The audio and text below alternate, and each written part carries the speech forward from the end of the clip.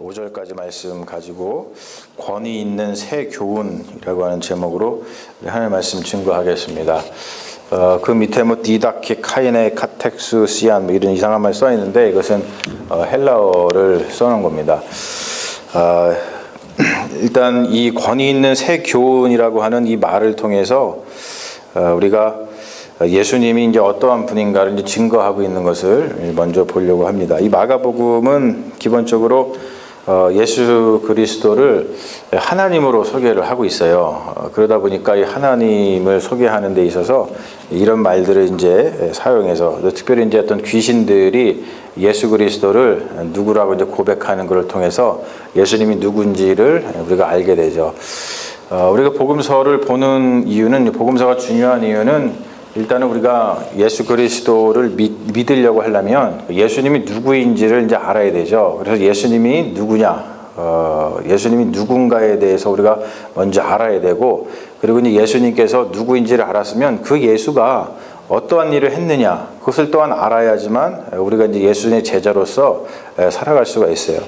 첫 번째 보면은 이 엑수시안이라고 말이 뭐냐면 카덱수시안이라고 하는 말에서 이제 이 엑수시안에서 카덱수시안이 나왔는데, 이 엑수시안이라고 하는 헬라어는 어떤 절대적인 권력이라든지 능력, 힘, 다스림 이런 것을 가리킬 때 쓰는 말입니다. 그래서 주로 하나님의 신적인 권세와 능력, 그리고 절대적인 권위를 나타내는 데 사용하는 단어예요. 그리고 또 카이노스라는 거, 카이네라고 하는 말은 새로운, 이전에 없었던 신적인 새로움 이런 것을 이야기합니다.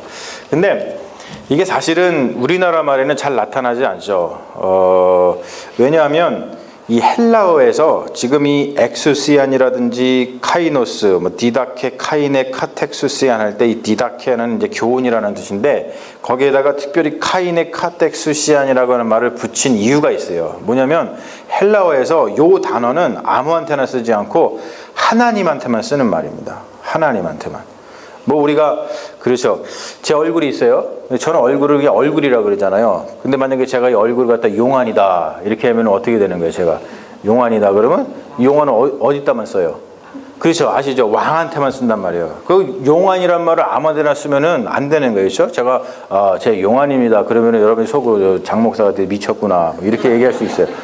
그런 것처럼 엑수시안이라든지 이 카이노스라고 하는 이 헬라어를 갖다가 아무한테나 쓰면은 안 되는 거예요. 이 말은 어디다만 쓰냐면 하나님한테만 쓰는 말입니다. 그러니까 권위 있는 새 교훈, 어떤 교훈을 가르치는데 이 예수라는 사람이 권위 있고 새로운 교훈을 가르치는데 이 말을 거기다 쓴 이유는 뭐냐면, 이 말을 통해서 이 교훈을 가르치시는 이분이 단순히 사람이 아니라 누구다? 하나님이다 라는 것을 증거하기 위해서 마가복음에서 이 말을 갖다가 쓰는 겁니다. 그리고 또 한 가지는 귀신들이 예수님이 누구인지를 이야기를 하고 있죠. 귀신을 막 회당에서 내쫓으려고 하니까 그 귀신이 뭐라 그러냐면 I know who you are. You are the Holy One of God. 이렇게 얘기를 합니다. 내가 당신을 아는데 당신이 누군지를 압니다. 당신은 하나님의 거룩한 사람, 거룩한 자입니다 라고 이야기를 하고 있어요. 여기서도 보면은 우리나라 말에는 잘 나타나지 않는데, 여러분 영어를 잘 아시니까 아실 거예요. 여기서 You are the Holy One of God 할 때 이 of, 이 전치사 of가 어떤 전치사냐면 동격의 전치사인 거예요. You are the Holy One이에요. 당신은 거룩한 자입니다. 근데 of God이라는 뭐냐면 하나님하고 동격인, 하나님과 어떠한 성품을 같이 하는, 하나님과 같은 저기 있는 이런 뜻을 가지고 있어요. 그래서 귀신의 고백을 통해서 예수님이 또한 누구인지를 또한 고백을 드러내고 있다는 것이죠. 바로 이 하나님의 어떤 신적인 통치, 예수 그리스도에게 임한 하나님의 신적인 통치, 그것이 예수 그리스도를 통해서 이루어지고 있다. 즉 뭐냐면 우리가 지난주에 살펴봤습니다만 하나님 나라에 대해서 살펴봤잖아요. 하나님 나라가 왔다는 거예요. 근데 온 것을 우리가 어떻게 아느냐? 예수를 보면 안다 그랬죠.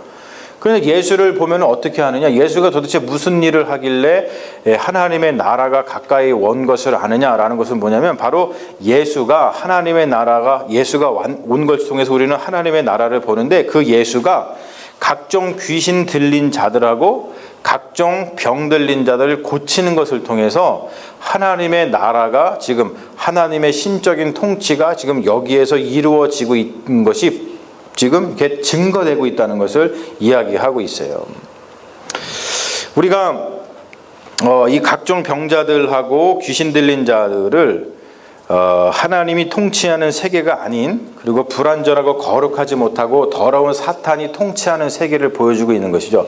그러니까 성경에서 계속 어떠한 이 병자들이 자꾸 나오고 귀신들이 자꾸 나오는 이유는 뭐냐면 지금 이 세상은 하나님의 통치가 아니라 이 사탄의 통치가 자꾸 이루어지고 있는데 그 사탄의 통치를 하나님의 통치, 하나님이 와서 예수 그리스도가 와서 그 사탄의 통치를 물리치고 하나님의 나라를 이곳에 자꾸 가져오고 있다는 것을 그것을 통해서 지금 보여주고 있다는 겁니다. 근데 우리가 여기서 좀 조심할 게 있죠. 병자들이 실제로 사탄의 통치를 받는 거라고 생각을 하면 굉장히 곤란합니다. 지금도 이제 그러한 생각을 가지고 있는 곳에서는 언제나 폭력이 발생을 하게 되고 있어요. 이게 무슨 말이냐면 어떠한 사람이 미워요. 그리고 저 사람한테 폭력을 가하고 싶어요. 그러면 역사적으로 다 어떤 일을 했냐면 그 사람을 귀신 들린 자, 마귀로다가 만들었죠. 그래서 그런 일들이 수도 없이 많이 이 역사상에서 일어났어요. 그런데 우리 일상생활 속에서 어떤 병자가 있는데 또는 그런 사람들을 이 사람은 귀신 들려서 그런 거야. 우리가 지금은 그렇게 전혀 생각을 하고 있지 않죠. 이것은 옛날 고대 사람들이 생각하던 그러한 사고 방식입니다. 지금은 더 이상 병자들을 사탄의 통치를 받는 귀신 들린 자라고 전혀 생각을 하고 있지 않죠. 이런 것들을 좀 우리가 좀 구분을 할 필요가 있어요. 여러분 극악무도한 범죄를 저지른 사람들을 보면은 우리가 되게 어떻게 생각을 합니까? 저 사람이 뉴스를 보면 어떻게 저런 일을 벌이지?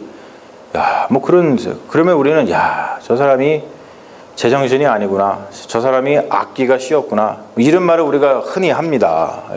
악기가 씌었구나. 왜 그렇게 얘기하냐면 그러한 일이 벌어지는 어떠한 신비가 있어요. 비극적인 신비죠. 우리가 알 수 없는 거예요.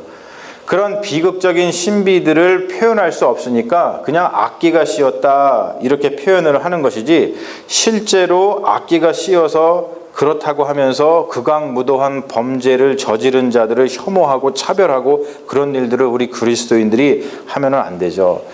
사실 그런 사람들도 다 불쌍한 사람들입니다. 우리의 긍휼이 필요한 사람들이죠.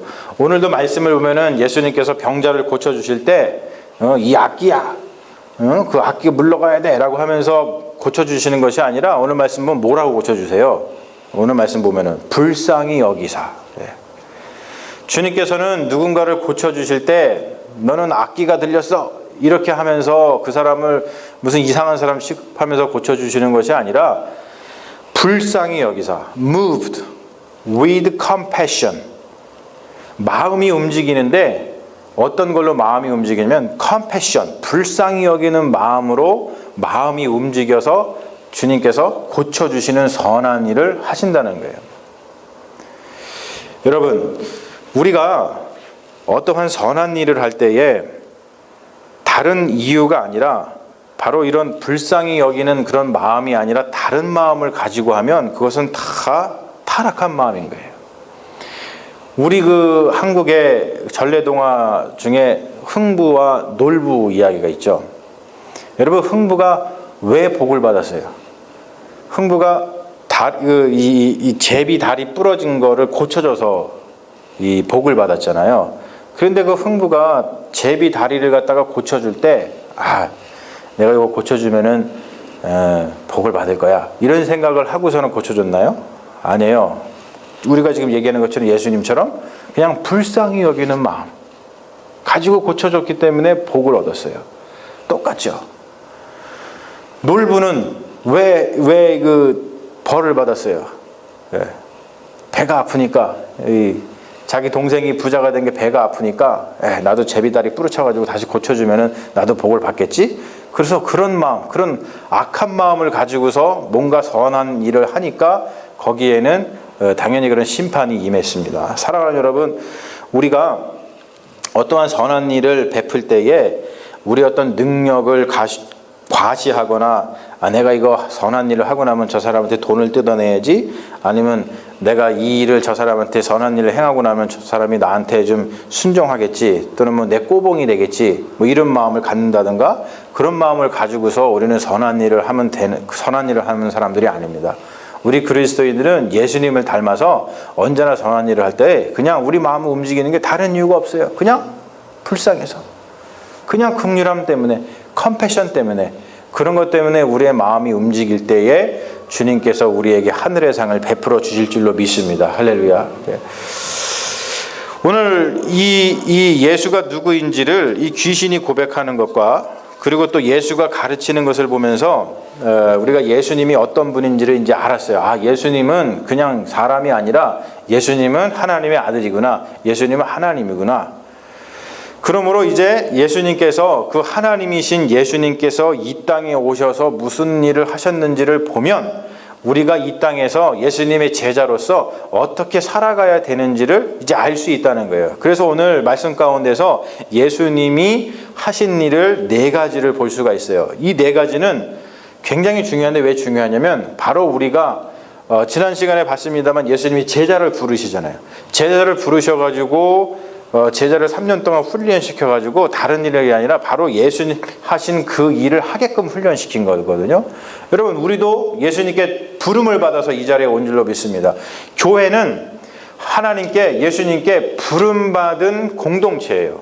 부름받아서 다른 일을 하는 것이 아니라 예수님께서 하신 일을 그대로 하는 것이 교회입니다. 그런 것처럼 우리가 먼저 예수님이 어떤 일을 하셨는지를 보고 나면 우리 교회가, 교회 공동체로서 어떤 일을 하면서 우리 교회 공동체가 살아야만 하는지를 우리는 분명히 알 수 있다는 것이죠. 첫 번째 한번 보죠. 한번 넘겨봐 주세요. 한번 같이 읽어볼까요? 시작. 새벽 아직도 밝기 전에 예수께서 일어나 나가 한적한 곳에 가사 거기서 기도하시더라. 예. 자, 예수님께서 우선 무엇을 하셨냐면 기도하셨다 그래요. 제가 이것은 지난주 주일에도 한번 이렇게 좀 기도 신학에 대해서 얘기했던 것 중에 이제 하나죠. 왜냐하면 기도는 너무나 중요해요. 예수님이 다른 것보다도 먼저 뭘 하셨냐면 예수님이 기도하셨어요. 여러분, 기도를 해보신 분 아실 거예요. 기도하면 세상이 바뀌어요, 안 바뀌어요? 기도를 안 하면 세상이 어떻게 돼요, 안 돼요? 네? 여러분, 어떠시든가요? 기도를 하나 안 하나 세상이 바뀌는 것 같아요, 안 바뀌는 것 같아요? 네? 잘 모르시겠어요? 기도를 안 하셨어요? 어떤 분이 그래요. 뭐 기도 하나 안 하나 세상 바뀌는 거 하나도 없구만.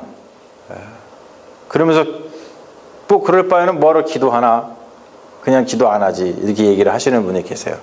하지만 여러분, 그렇지 않습니다.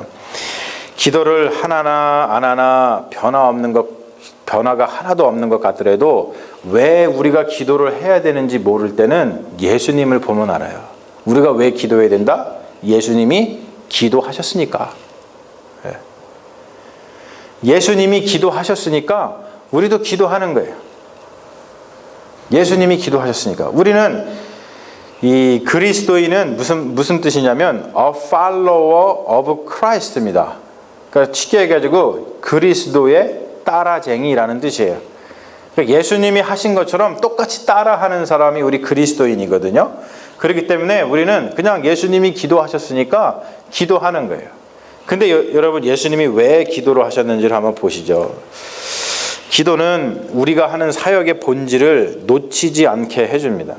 오늘 말씀 보면 예수님께서 새벽 아직도 밝기 전에 나가서 기도하셨어요. 이 말은 뭐 우리가 꼭 새벽에 기도해야 된다 그런 뜻은 아닙니다. 그것이 아니라 한적한 곳으로 나가셨다라는 말을 주목을 해야 돼요. 한적한 곳으로 나가셨다. 오늘 말씀 보니까 예수님의 사역이 늘 분주했어요. 사람들이 막 둘러싸여 있습니다.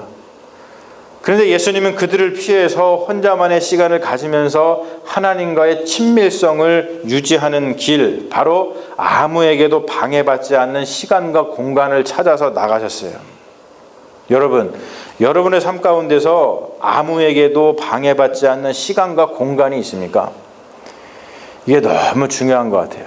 제가 주자에서 일로 이사 와가지고 지금 제일 스트러글 하는 게 사실 이거예요. 이거. 아무에게도 방해받지 않는 시간과 공간을 찾는 게 이 도시에서는 참 힘들더라고요. 조지아는 시골이니까 사실 하루에 만나는 사람도 몇 명 없어요.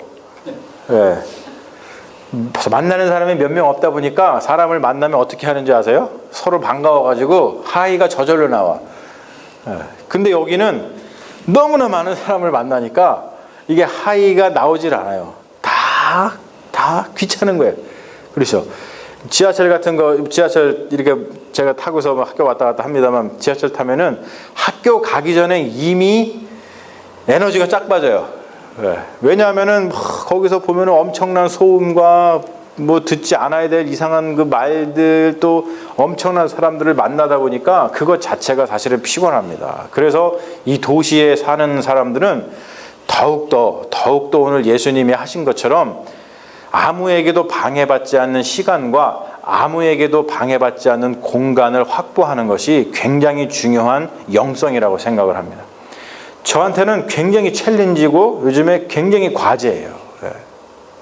여러분들에게도 아마 그런 과제와 그런 챌린지가 있을 거라고 믿습니다. 고요함 속에서 하나님을 자주 만난 사람만 삶의 길을 잃지 않을 수가 있어요.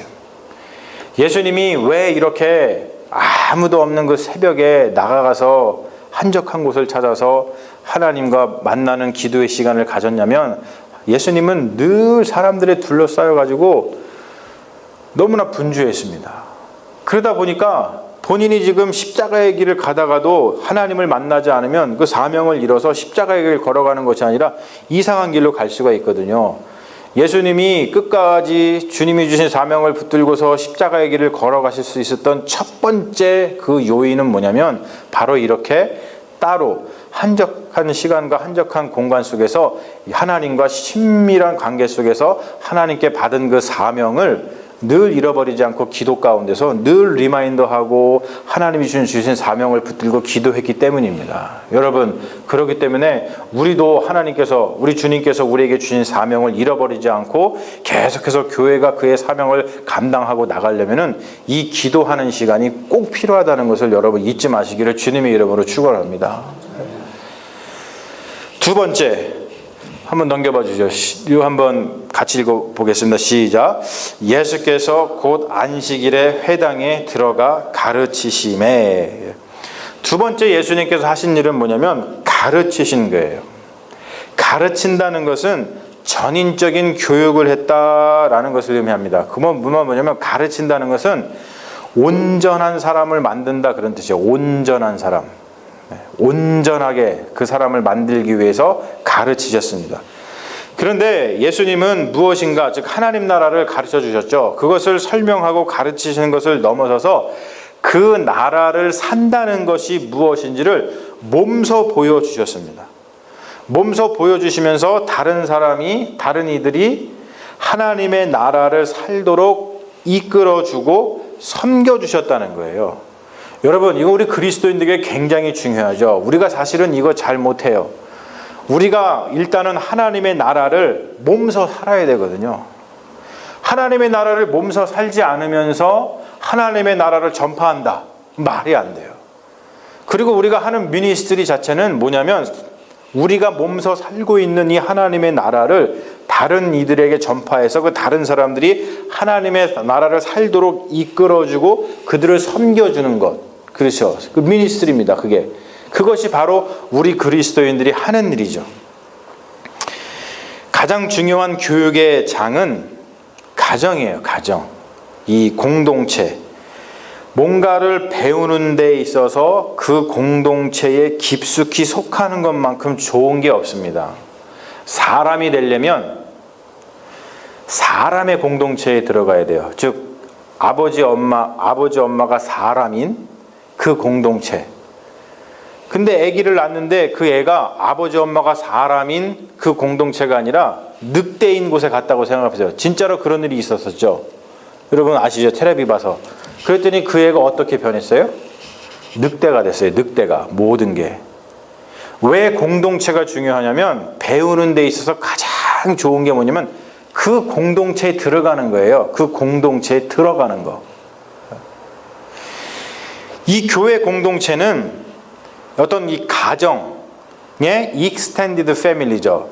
우리가 예수님의 사역을 보면은 예수님께서 12 제자를 택해서 함께 다니면서 별 일을 다 하셨잖아요. 같이 먹고, 같이 마시고, 가르치시고, 어려운 일 함께 당하고, 여러 가지 일을 하면서, 그러면서 어떤 가정 공동체를 이루어가지고 그 제자들에게 모든 것을 가르쳐 주셨습니다. 그렇게 했던 것처럼 우리가 뭔가를 하나님의 나라를 우리가 몸소 배우려고 하려면 그 하나님의 나라 공동체에 들어가는 것이 가장 중요하다고 하는 거예요. 우리가 예수님께서 이 하나님의 나라를 살면서 굉장히 행복해 하셨습니다. 그렇죠? 제가 이런 시를 하나 가져왔어요. 윤동주의 십자가라는 시인데 쫓아오던 햇빛인데 지금 교회당 꼭대기 십자가에 걸리었습니다. 첨탑이 저렇게 높은데 어떻게 올라갈 수 있을까요? 종소리도 들려오지 않는데 휘파람이나 불며 서성거리다가 괴로웠던 사나이 행복한 예수 그리스도에게처럼 십자가가 허락된다면 모가지를 들이우고 꽃처럼 피어나는 피를 어두워가는 하늘 밑에 조용히 흘리겠습니다. 라고 하는 시가 있어요. 우리가 가르친다라고 하는 것은 이런 거죠.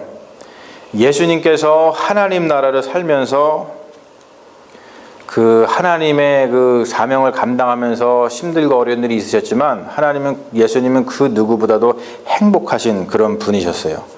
그런데 내가 먼저 가르친다는 것은 내가 먼저 하나님의 나라를 살면서 행복하고 하나님 나라를 위해서 헌신하면서 순교하는 모습을 보여야지만 우리의 자녀들이라든지 아니면 나보다 뒤늦게 예수님을 알고서 믿는 자들이 하나님 나라가 무엇인지를 몸소 깨닫고 하나님 나라를 깨달아 알게 된다는 것이죠. 여러분 생각해 보세요. 내가 예수를 믿고 교회를 다니는데 우리 자녀들이 있어요. 자녀들이 있는데 교회 다니는 거 막 내가 너무 막 힘들어. 그게 집에서 막 보여. 그러면 이제 자녀들이 이런 생각이죠. 야, 우리 엄마 아버지는 교회 다니는 게 저렇게 힘든데 왜 교회를 다닐까? 나 같으면 안 다닌다. 그러죠. 그게 아니라 내가 너무 교회 다니는 게 기쁘고 힘들고 어려워도 교회 다니는 게 기쁘고 가는 게 정말 즐겁고 그것 때문에 행복하면 자녀들이 야, 우리 엄마 아버지가 교회 다니는 거 정말 행복하고 좋은가 보다. 하나님 나라는 정말 좋은 건가 보다. 그러고서는 당연히 그 자녀들이 예수 믿는 것, 교회 다니는 것을 하나님 나라에 들어가는 것을 선택하겠죠. 그것이 되지 않으면, 그게 먼저 되지 않으면 우리가 아무리 말로다가 하나님 예수 믿으세요, 뭐 하세요 해도 그것이 마음속에 와닿지 않는 거예요. 그러므로 여러분, 내가 먼저 하나님 나라에서 행복한 게 중요한 거예요. 여러분, 하나님 나라에서 행복하십니까? 여러분들의 신앙생활이 행복하십니까? 할렐루야. 우리의 신앙생활이 먼저 행복해야 돼요. 우리가 교회에서 먼저 행복하게 신앙생활을 하고 정말 이 안에 소망을 갖고 우리 주님께서 우리가 함께 하십니다.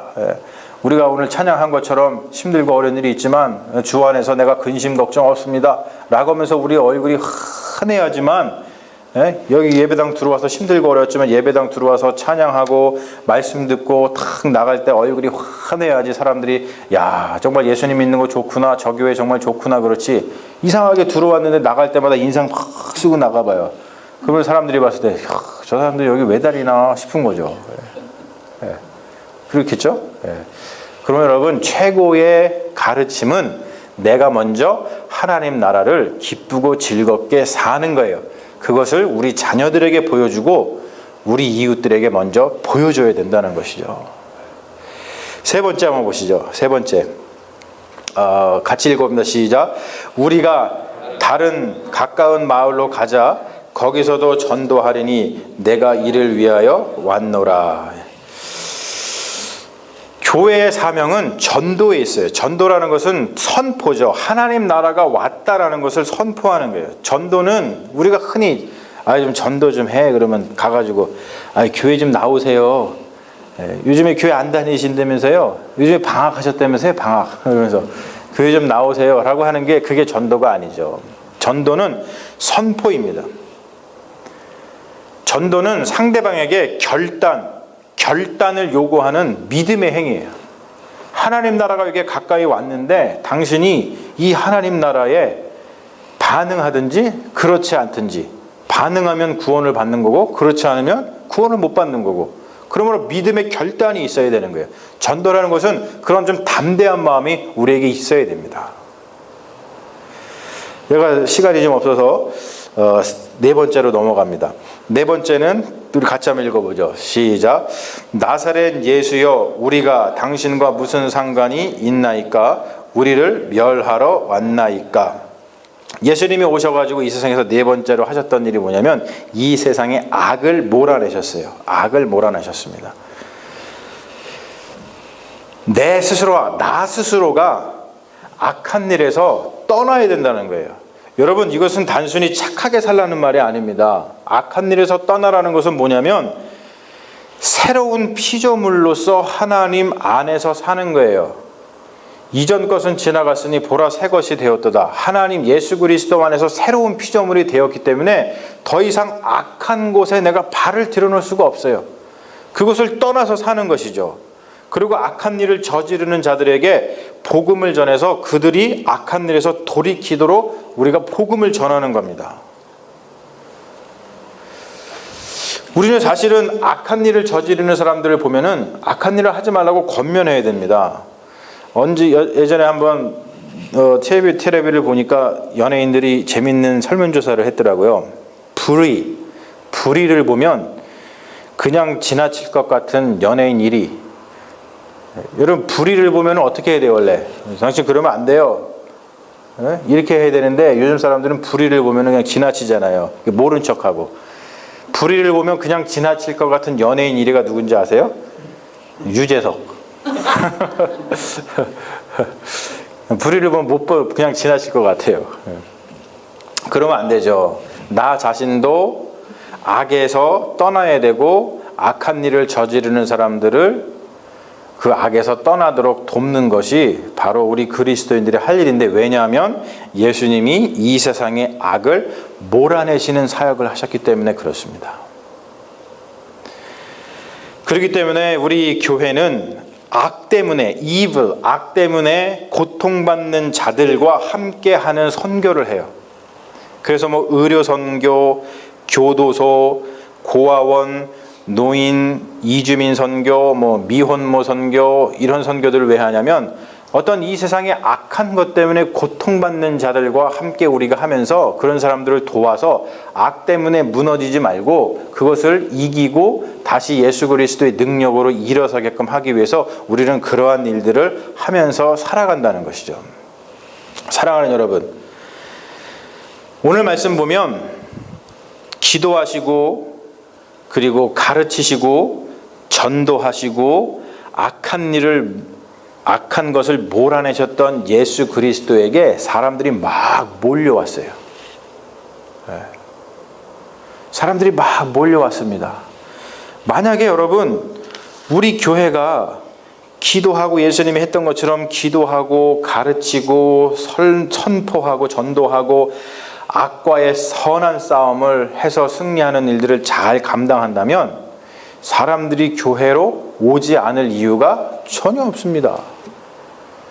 요즘에 사람들이 왜 교회로 오지를 않아요? 왜 안 옵니까? 지금 우리가 얘기했던 기도하고 가르치고 선포하고 악과의 선한 싸움에서 승리하는 것을 교회가 잘 하고 있지 못하기 때문에 그래요.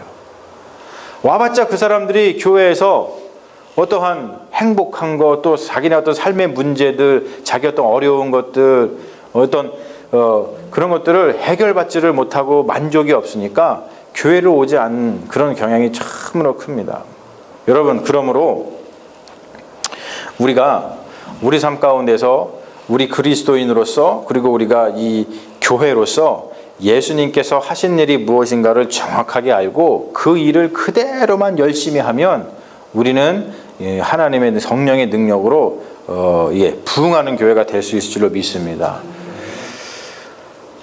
우리가 실은 이 교회, 이 현실 교회에서 이런 것들을 성경이 증거하고 있는 어떤 교회의 모습과 현실 교회의 모습이 너무나 다르다 보니까 서로 좀 실망하고 서로 막 이렇게 좀 손가락질 할 때가 많이 있어요. 야, 너는 왜 그러냐? 여러분 한번 따라해 보십시오. 검지는 정죄이고 엄지는 사랑이다. 그렇잖아요. 여러분 누군가를 정죄할 때 그러잖아. 야, 이러면서 하는 사람 없어요? 야, 너는 왜 이거밖에 못하냐? 이러지 않죠. 너 왜 이거밖에 못하냐? 우리는 이렇게 얘기합니다. 하지만 그게 아니라 엄지를 치면서 괜찮습니다. 여러분 잘하고 있습니다. 잘할 수 있습니다. 잘해봅시다. 이러한 격려가 우리에게는 있어야 됩니다. 현실 교회에서는 우리가 그런 모습을 보이는 것이 쉽지 않다 하더라도 우리가 자꾸 서로 이렇게 격려하고 서로 예수님의 말씀을 통해서 우리가 어떻게 살아가야 되는지 서로 세워주고 그러다 보면 우리가 서로 격려하고 서로 보듬어주는 그런 공동체가 돼서 예수님 안에서 정말로 행복한 예수님이 하신 그 사역을 그대로 감당하는 믿음의 공동체가 될 줄로 믿습니다. 정죄는 싸움과 다툼을 낳아요. 하지만 사랑은 격려와 믿음과 우정을 낳습니다. 그럼 여러분 서로 격려하십시오. 여러분 옆 사람한테 한번 해보세요. 이렇게 해보세요. 이렇게 하시고 하세요. 이렇게 하지 마시고 이렇게 엄지를 세워서 서로 격려해보세요. 괜찮습니다. 잘할 수 있습니다. 잘해봅시다. 예. 이러한 격려가 우리 교회에는 넘쳐났으면 좋겠어요. 얼마 전에 우리 빛과 소금 그 속회하는데 우리 김덕수 권사님이 교회 이름 중에 감미로운 교회가 참 좋은 것 같습니다. 그런 말씀 하시더라고요. 왜 감미로운가 그랬더니 감미로움이 스윗이 아니라 감자가 감사한다.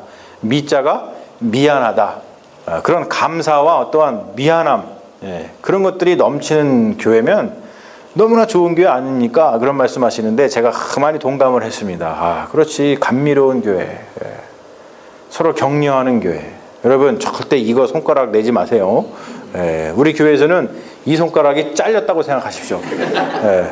우리 교회에서는 그냥 이 손가락이 없다 생각하시고 우리는 늘 좀 잘못하더라도 우리가 말씀에 비추어서 좀 부족하더라도 그래도 이렇게 하면서 잘했습니다.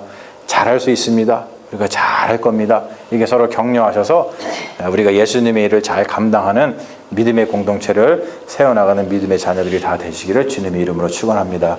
아멘. 우리 잠시 기도하겠습니다.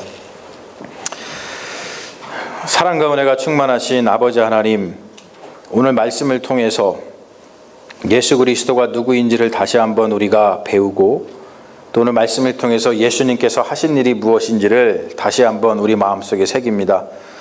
주님께서 이 땅에 오셔서 다른 일 하지 아니하시고 기도하시고 가르치시고 선포하시고 악과의 선한 싸움을 싸우셔서 우리를 새롭게 하시고 우리를 천국으로 들이실 줄로 믿습니다. 주님, 그 사명에 우리도 부름받은 그리스도인들이오니 우리 그린교회 모든 성도들 이 사명 잃어버리지 않도록 날마다 함께하여 주셔서 이 사명을 혼자서 감당하는 것이 아니라 우리 교회 공동체로서 함께 밀어주고 끌어주면서 감당하는 믿음의 종들 다 될 수 있도록 주여 역사하여 주시옵소서. 주님께서 우리에게 힘과 능력 주시고 성령의 능력 주셔서 이 모든 것 감당하게 하여 줄 줄로 믿사오며 우리를 구원하신 예수님 이름 받들어 간절히 기도 올리옵나이다. 아멘. 할렐루야. 믿습니다. 아버지 하나님. 우리 다